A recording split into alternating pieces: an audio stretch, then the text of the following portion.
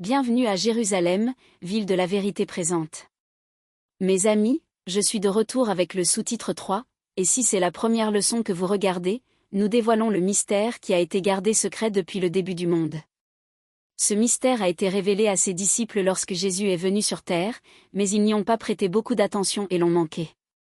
Et presque tout le monde le manque, et la plupart d'entre nous dans cette génération le manquent aussi, c'est pourquoi j'essaie de dénouer ce mystère avec vous avec l'aide du Saint-Esprit. Sans plus tarder, prions. Saint, Saint, Saint, Seigneur Dieu Tout-Puissant, qui était, et qui vient. Je te remercie de nous donner une seconde chance de nous réconcilier avec toi. Nous venons devant ton autel impur. Nous reconnaissons que nous sommes pécheurs. S'il te plaît, purifie-nous avec l'hysope et nous serons purs. En ce moment, nous venons nous asseoir à tes pieds, s'il te plaît, nourris-nous toi-même avec la manne du ciel. Bénis tous ceux qui cherchent la vérité entière et tous ceux qui cliquent sur cette chaîne. Maintenant, au Roi éternel, immortel, invisible, le seul Dieu sage soit l'honneur et la gloire pour toujours et à jamais. Amen. Comme vous pouvez le voir, la leçon 3 est une combinaison de 3 sous-titres parce que nous avons beaucoup à couvrir dans la parole de Dieu. Dans cette leçon, je parle de qui est la parole, le Messie, et loin. Nous laisserons la Bible parler d'elle-même comme d'habitude. Prenez votre Bible pour que nous puissions lire ensemble. Vous pouvez suivre pour voir si je dis la vérité. Allons à notre premier verset. Qui est la parole? Commençons avec Jean le chapitre 1er, et les versets 1 et 10. Encore une fois, Jean le chapitre 1er, les versets 1 et 10. Au commencement était la parole, et la parole était avec Dieu, et la parole était Dieu lui-même. La parole était dans le monde, et le monde a été fait par elle, et le monde ne l'a point connue. Maintenant lisons Jean le chapitre 8, et les versets 32 et 36. Vous connaîtrez la vérité, et la vérité vous affranchira. Le verset 36. Si donc le Fils vous affranchit, vous serez réellement libre. Maintenant nous lisons Jean 14 le verset 6. Jésus dit à Thomas, je suis le chemin, la vérité, et la vie. Nul ne vient au Père que par moi. Lisons Jacques chapitre 1er le verset 18. Il nous a engendrés selon sa volonté, par la parole de vérité, afin que nous soyons en quelque sorte les prémices de ses créatures. Lisons maintenant Jean le chapitre 3 le verset 33. Celui qui a reçu son témoignage a certifié que Dieu est vrai, Dieu est la vérité.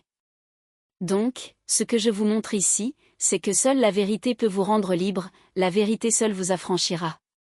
Quand nous lisons dans Jean 8 et le verset 36, il est dit que le Fils est le seul qui peut vous rendre libre. Le seul qui peut vous affranchir. Parce que si donc le Fils vous affranchit, vous serez réellement libre. Donc, le Fils est le seul qui peut vous rendre libre. Et qui est le Fils? Jésus est le Fils. Donc, Jésus est la vérité. Et qui est Jésus? Jésus est la parole de Dieu. La parole de vérité. Et qui est la parole? La parole est Dieu lui-même, donc Dieu est vrai. Dieu est la vérité. Maintenant, allons au chapitre 17 de l'Évangile selon Jean, les versets 1er, 14 et 17. Jean chapitre 17, les versets 1er, 14 et 17. Après avoir ainsi parlé, Jésus leva les yeux au ciel, et dit. Père, l'heure est venue. Glorifie ton Fils, afin que ton Fils te glorifie. Je leur ai donné ta parole, et le monde les a haïs, parce qu'ils ne sont pas du monde, comme moi je ne suis pas du monde. Sanctifie-les par ta vérité, ta parole est la vérité. Donc ici, Jésus leur donne la parole qui vient du Père. La Bible dit que la parole c'est Jésus, oui, la parole c'est Jésus, et Jésus est Dieu lui-même. Mais la Bible donne aussi le véritable sens de la parole. Ainsi, nous aurons une autre étude sur la parole elle-même, et nous comprendrons mieux des choses plus grandes. Nous comprendrons vraiment ce que représente la parole. Maintenant, lisons Jean le chapitre 1er et les versets 10 et 14. Encore une fois, Jean le chapitre 1er, les versets 10 et 14. Elle était dans le monde, et le monde a été fait par la parole, et le monde ne l'a point connue. Et la parole a été faite chair, et elle a habité parmi nous, pleine de grâce et de vérité, et nous avons contemplé sa gloire, une gloire comme la gloire du Fils unique venu du Père.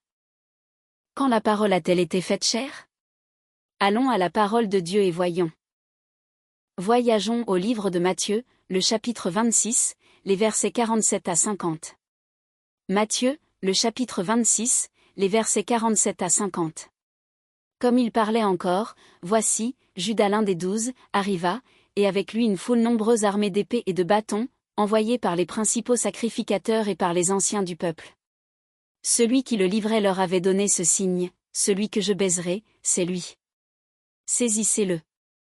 Aussitôt, s'approchant de Jésus, il dit, Salut, Rabbi. Et il le baisa. Jésus lui dit, Mon ami, ce que tu es venu faire, fais-le. Alors ces gens s'avancèrent, mirent la main sur Jésus et le saisirent. Terminons ce segment avec Matthieu le chapitre 27 les versets 32, 33 et 35. Matthieu le chapitre 27 les versets 32, 33 et 35. Lorsqu'ils sortirent, ils rencontrèrent un homme de Cyrène, appelé Simon, et ils le forcèrent à porter la croix de Jésus. Arrivés au lieu nommé Golgotha, ce qui signifie lieu du crâne, ils l'ont crucifié.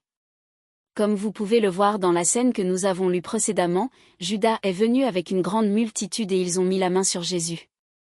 Ici, ils l'ont crucifié parce que Jésus n'était pas un esprit. Il était chair. Il pouvait enfoncer les clous dans sa chair, donc Jésus est la parole qui s'est faite chair. Lisons encore une fois Jean le chapitre 1er le verset 14. Et la parole a été faite chair, et elle a habité parmi nous, pleine de grâce et de vérité, et nous avons contemplé sa gloire. Une gloire, comme la gloire, du Fils unique venu du Père. Alors quelle est la gloire de Jésus ou de Dieu? La gloire qu'ils ont contemplée. Eh bien, suivez-moi dans la parole de Dieu. Maintenant, nous lisons Jean le chapitre 18 les versets 5 et 6. Encore une fois, Jean le chapitre 18 les versets 5 et 6. Quand Judas vint avec la grande multitude, Jésus leur demanda, « Qui cherchez-vous » C'est au verset 4. Ils lui répondirent, « Nous cherchons Jésus de Nazareth. » Jésus leur dit, « C'est moi. » Et Judas, qui le livrait, était avec eux. Lorsque Jésus leur eut dit, « C'est moi », ils reculèrent et tombèrent par terre. Dès que Jésus dit, « C'est moi », au lieu de le saisir, ils reculèrent et tombèrent. Je ne pense pas que ce fut leur choix de tomber tous en même temps. Réfléchissez-y un instant. Ils ont pu voir un peu de la gloire de Dieu dans le visage de Jésus, et cela était trop pour eux à supporter. C'est pourquoi ils sont tombés. Nous pouvons aussi dire que la gloire de Dieu ici est son amour et sa bonté. Parce que vraiment, qui fait cela? Si vous savez que la police ou le gouvernement vous cherche, et que ce n'est pas pour de bonnes raisons, est-ce que vous sortez en disant, « C'est moi, prenez-moi, emmenez-moi en prison ». Non, personne n'est prêt à se livrer ainsi à moins d'y être contraint. Donc, Jésus nous aime tellement qu'il a choisi volontairement de mourir pour nous. C'est pourquoi il a dit, « C'est moi, prenez-moi, allez-y et tuez-moi pour sauver le monde ». Dans le livre de Saint Jean le chapitre 12 et le verset 32, il a dit, « Et moi, quand j'aurai été élevé de la terre, j'attirerai tous les hommes à moi. » Parce qu'il savait que sa mort apportera le salut à beaucoup. Ainsi, c'est sa bonté envers nous. Maintenant, suivez-moi vers une autre scène de la gloire de Dieu. Lisons Jean le chapitre 2 et les versets 1er, 7, 8 et 11. Jean le chapitre 2 et les versets 1er, 7, 8 et 11. Et Jésus fut aussi invité aux noces avec ses disciples. Jésus leur dit, « Remplissez d'eau ces vases. » Et ils les remplirent jusqu'au bord. « Puisez maintenant, leur dit-il, et portez-en à l'ordonnateur du repas. » Et ils en portèrent. Tel fut, à Cana en Galilée, le premier des miracles que fit Jésus. Il manifesta sa gloire, et ses disciples crurent en lui. Maintenant lisons Jean le chapitre 11 et les versets 39 et 40. Encore une fois, Jean le chapitre 11 et les versets 39 et 40. Tu connais l'histoire de Lazare. Après avoir été enterré, Jésus est retourné à la ville. Jésus dit, « ôtez la pierre. » Marthe, la sœur du mort, lui dit, « Seigneur, il sent déjà, car il y a 4 jours qu'il est là. » Jésus lui dit, « Ne t'ai-je pas dit que, si tu crois, tu verras la gloire de Dieu ?» Dans la première scène, Jésus a transformé l'eau en vin. Impressionnant. Peux-tu faire ça? Eh bien, il faut une force surnaturelle pour accomplir ce grand miracle. Et dans la deuxième scène, Lazare était mort depuis 4 jours et sentait déjà mauvais. Et Jésus l'a ressuscité. Peux-tu faire ça? Est-ce que je peux faire ça? Peut-être que nous le pouvons si nous consacrons nos vies à Jésus. Nous pouvons le faire dans la force et le pouvoir de Dieu. Il peut accomplir des miracles à travers nous. Mais pas par notre propre force. Ici, sa gloire était dans son pouvoir. Il montrait son pouvoir aux gens. Maintenant, suivez-moi vers une autre scène de la gloire de Dieu. Allons au livre de l'Exode le chapitre 33, et les versets 18 et 19. Encore une fois, Exode le chapitre 33, et les versets 18 et 19. Moïse dit, « Fais-moi voir ta gloire. » L'Éternel répondit, « Je ferai passer devant toi toute ma bonté. » Poursuivons avec Exode le chapitre 34, les versets 5 à 7. L'Éternel descendit dans une nuée, se tint là auprès de Moïse, et proclama le nom de l'Éternel. Et l'Éternel passa devant Moïse, et s'écria, « L'Éternel, l'Éternel, Dieu miséricordieux et compatissant, lent à la colère, riche en bonté et en fidélité. Qui conserve son amour jusqu'à 1000 générations, qui pardonne l'iniquité, la rébellion et le péché, mais qui ne tient point le coupable pour innocent. Et qui punit l'iniquité des pères sur les enfants et sur les enfants des enfants jusqu'à la 3e et à la 4e génération. L'Éternel est miséricordieux et compatissant, lent à la colère, riche en bonté et en fidélité, etc. Sa gloire ici était son caractère et sa bonté. Allons à la dernière scène de la gloire de Dieu. Maintenant, lisons 2 Thessaloniciens le chapitre 2 le verset 8. 2 Thessaloniciens le chapitre 2 le verset 8. Et alors paraîtra l'impie, que le Seigneur Jésus détruira par le souffle de sa bouche, et qu'il anéantira par l'éclat de son avènement. Terminons ce segment avec Apocalypse le chapitre 1er et le verset 16. Et Psaume le chapitre 84 et le verset 11. Commençons par Apocalypse le chapitre 1er le verset 16. Il avait dans sa main droite 7 étoiles. De sa bouche sortait une épée aiguë, à 2 tranchants, et son visage était comme le soleil, lorsqu'il brille dans sa force. Psaume chapitre 84 verset 11. Car l'Éternel Dieu est un soleil. Et un bouclier, l'Éternel donne la grâce et la gloire, il ne refuse aucun bien à ceux qui marchent dans l'intégrité. Sa gloire ici est sa majesté. C'est ainsi que Dieu est. Il vient dans la nuée avec puissance et majesté, avec force et vigueur. C'est le vrai Dieu vivant. Ainsi, nous aurons une deuxième étude sur la gloire de Dieu lui-même. Tu comprendras mieux ce qu'est vraiment la gloire de Dieu. Tout est dans la parole de Dieu. Je prouverai tout dans la Bible avec l'aide du Saint-Esprit. Pour résumer, la gloire de Dieu est sa bonté, son caractère et sa majesté. Ce qui signifie la personne que Dieu est. Il est omnipotent, omniscient, omniprésent, immortel. Il est la vie. Il soutient tout, et nous sommes soutenus par lui. Il est le Seigneur des seigneurs et le Roi des rois. C'est qui il est. Quel est le sens du mot Messie? Messie vient du mot hébreu Mashiach, qui signifie loin ou l'élu. Le choisi. Le Messie est le promis. Libérateur. Sauveur. Rédempteur. Protecteur, du monde qui était prophétisé dans la Bible. Qui est donc le Messie? Eh bien, allons à la parole de Dieu et voyons. Toutes les réponses se trouvent dans la parole de Dieu. Alors allons à l'Évangile selon saint Jean le chapitre 1er et le verset 41. Jean le chapitre 1er, le verset 41. Ce fut André qui rencontra le premier son frère Simon, et il lui dit: Nous avons trouvé le Messie. Ce qui signifie Christ. Maintenant lisons Jean le chapitre 4 et les versets 25 et 26. Jean le chapitre 4 les versets 25 et 26. La femme lui dit: Je sais que le Messie doit venir, celui qu'on appelle Christ, quand il sera venu, il nous annoncera toutes choses. Jésus lui dit: Je le suis, moi qui te parle. Jésus lui dit: Tu parles au Messie. Je suis le Messie. En d'autres termes, Jésus disait: Tu ferais mieux de ne pas attendre un autre comme les pharisiens.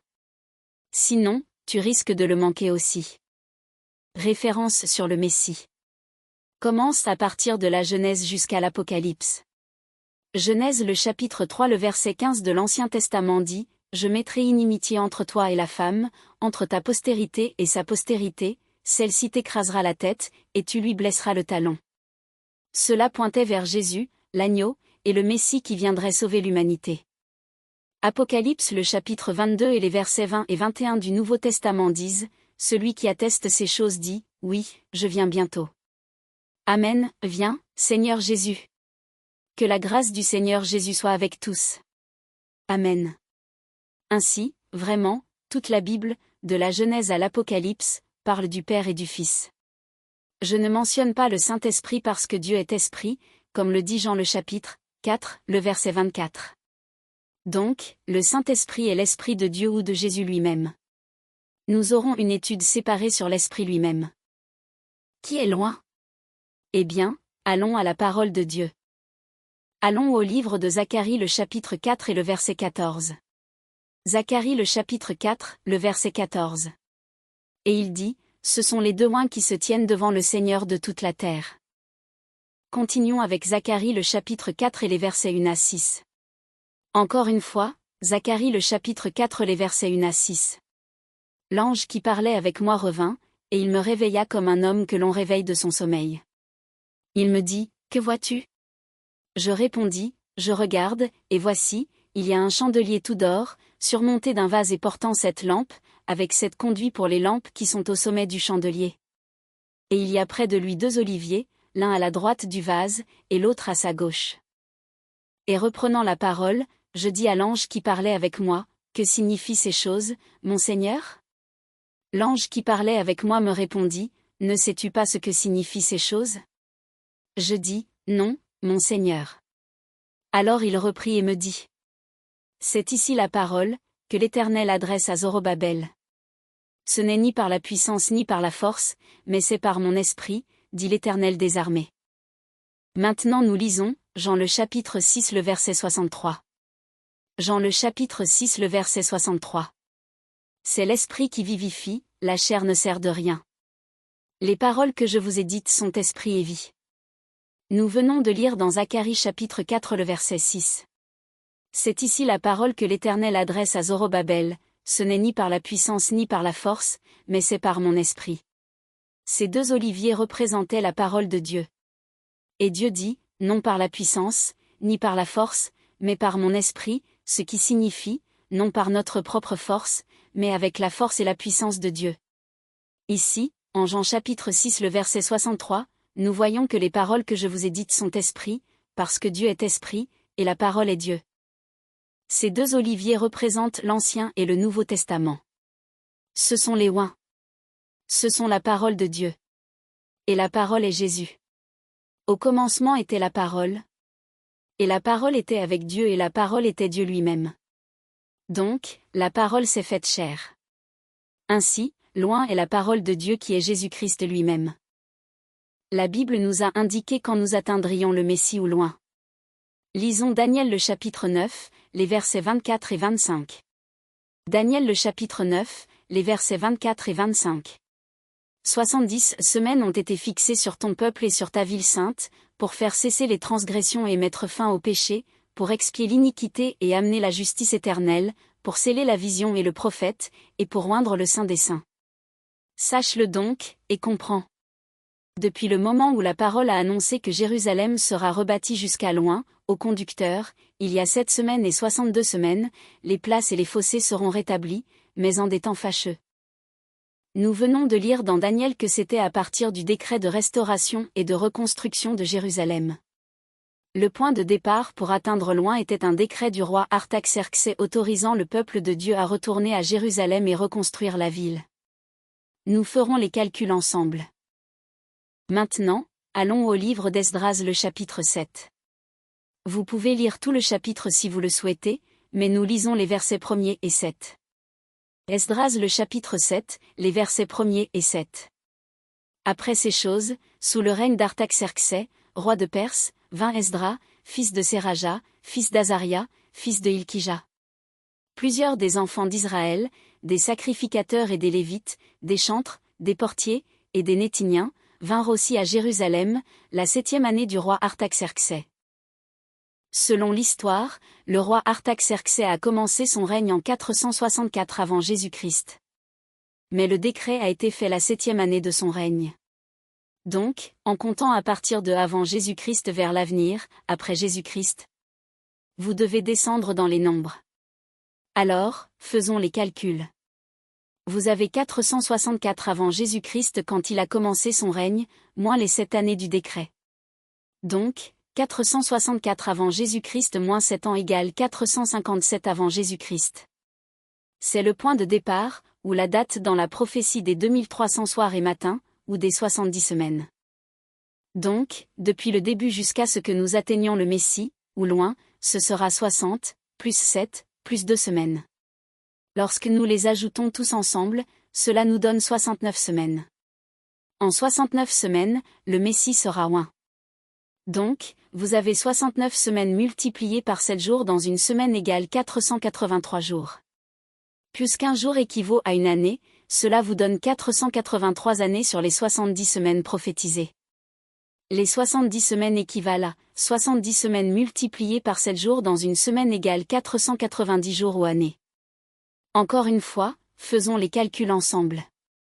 Vous avez 483 avant Jésus-Christ, qui correspondent aux 69 semaines, moins le moment où le décret a été fait la 7e année du règne d'Artaxerxès, qui est en 457 avant Jésus-Christ, égale à 483 avant Jésus-Christ moins 457 avant Jésus-Christ égale 26 après Jésus-Christ. Encore une fois, voici d'où viennent les 69 semaines.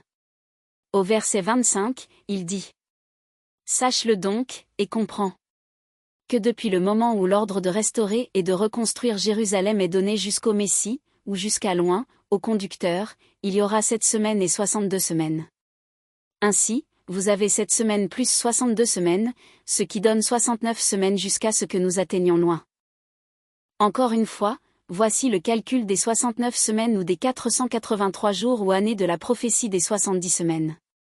Les 69 semaines nous amènent directement au baptême de Jésus-Christ, le très saint ou loin. Tout comme cela avait été prophétisé environ 4000 ans avant l'arrivée de Jésus sur terre. Lorsqu'on avance de l'avant Jésus-Christ à l'après Jésus-Christ, il n'y a pas d'année 0, on passe automatiquement à l'année 1. Ainsi, pour cela, nous devons ajouter un an à l'année 26 après Jésus-Christ, encore une fois parce qu'il n'y a pas d'année 0. Donc, 1 plus 26 égale 27 après Jésus-Christ. Cela nous mène au baptême de Jésus, le très saint. Loin. Le Messie. Notre dernier verset est Matthieu le chapitre 3 et les versets 16 et 17. Matthieu le chapitre 3 les versets 16 et 17. Dès que Jésus eut été baptisé, il sortit de l'eau. Et voici, les cieux s'ouvrirent, et il vit l'Esprit de Dieu descendre comme une colombe et venir sur lui. Et voici, une voix fit entendre des cieux ces paroles : Celui-ci est mon Fils bien-aimé, en qui j'ai mis toute mon affection. Voici quelques références supplémentaires sur le baptême de Jésus-Christ. Il y a beaucoup d'autres versets dans la Bible qui couvrent ces sujets, mais vous savez qu'en raison des contraintes de temps, nous ne pouvons pas tout lire dans la Bible. Vous pouvez donc lire quelques autres versets pendant votre temps libre. Je vous mets au défi d'explorer la parole de Dieu. Oh, goûtez et voyez que le Seigneur est bon. Alors, recherchez les Écritures de Dieu car il y a une bénédiction spéciale pour ceux qui étudient la parole de Dieu. Jésus a vraiment commencé son ministère en faisant clairement référence à la prophétie des 2300 soirs et matins du chapitre 8, et le verset 14 de Daniel, qui a commencé avec la prophétie des 70 semaines de Daniel 9 les versets 24 à 27, où nous atteignons le Messie en nous concentrant sur sa signification et sa précision. Ensuite, Jésus est monté au ciel après sa résurrection et continue d'intercéder pour nous en tant que grand prêtre. À la fin des 70 semaines, en 34 après Jésus-Christ, Jésus s'est levé pour juger la nation juive lors de la lapidation d'Étienne, car c'était la fin de leur période de probation. Ensuite, il a purifié le sanctuaire en 1844 et a commencé le jugement investigatif pour les morts. Il scellera tous les élus, et ensuite prononcera un verdict sur toutes les âmes vivantes pendant la marque de la bête. Il déversera sa colère, qui sont les 7 dernières plaies sur tous les méchants, puis il viendra récompenser les saints. Ensuite, il viendra pour exécuter les méchants, ramenant la nouvelle Jérusalem sur cette terre. Éden restauré. Et ce sera la fin de la grande controverse pour toujours. Donc, selon la parole de vérité, la Bible, je suis sûr que vous êtes d'accord avec moi que la parole, le Messie, et loin ne sont autres que Jésus-Christ. Le roi. Pour conclure, lisons Apocalypse le chapitre 22, et les versets 18 et 19. Apocalypse chapitre 22 et les versets 18 et 19. Je le déclare à quiconque entend les paroles de la prophétie de ce livre, si quelqu'un y ajoute quelque chose, Dieu le frappera des fléaux décrits dans ce livre. Et si quelqu'un retranche quelque chose des paroles du livre de cette prophétie, Dieu retranchera sa part de l'arbre de la vie et de la ville sainte, décrit dans ce livre. Alors mes amis, essayons de ne pas intentionnellement ajouter ou enlever quoi que ce soit de la parole de Dieu, car il y a des conséquences. Si nous agissons ainsi, cela pourrait nous coûter notre salut éternel. Essayons de lire la parole avec prière et humilité. Demandons à Dieu que son Saint-Esprit ouvre nos yeux, nos oreilles, et augmente notre connaissance afin que nous puissions comprendre ces paroles de la même manière qu'il a inspiré ses prophètes à les écrire pour notre exhortation.